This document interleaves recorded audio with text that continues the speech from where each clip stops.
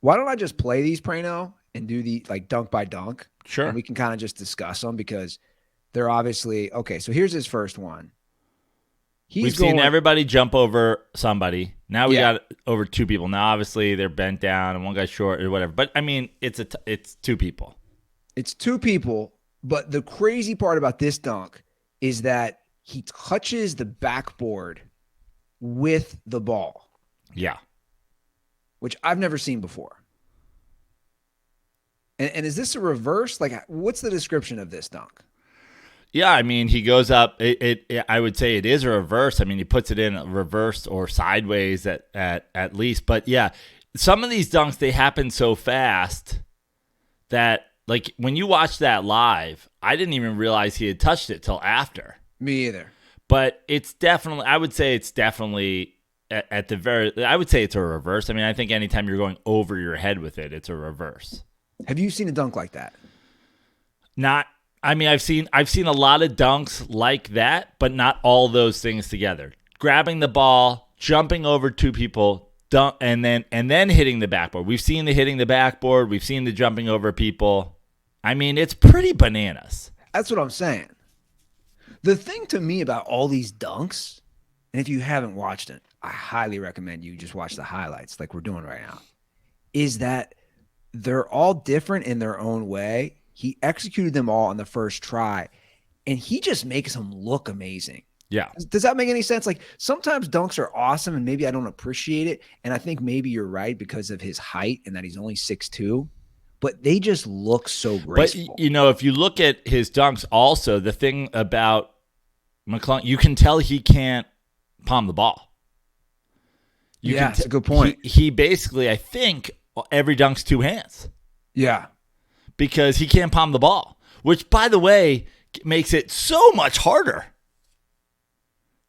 So much harder. You have to jump that much more to get both hands up there. Like every kid's first dunk is a one hand dunk. You're just like reaching, just extending as high as you can possibly extend and barely getting it over the rim. This dude can't palm the ball. I think it's pretty obvious that he can't palm the ball. Yeah. So this is his second dunk.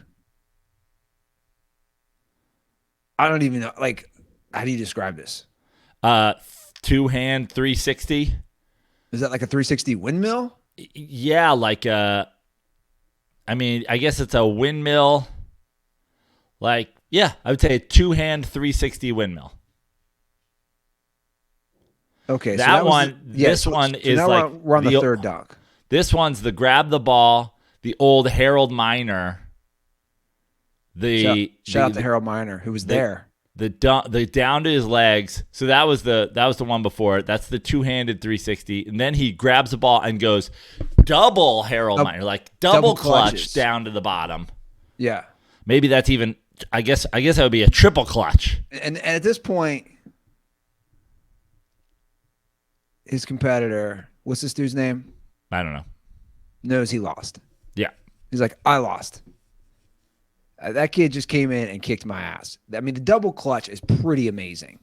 Again, like you said, what's important about these is you got to watch them in slow mo. Look at this. Double clutches, reverse, two-handed dunk. The reactions show it all. Yeah. And then his final dunk, where he puts on his high school jersey, Gate Probably. City. Yeah. I don't know if I would say probably the best dunk, but because his first one was pretty badass too. I also like he's dribbling into them.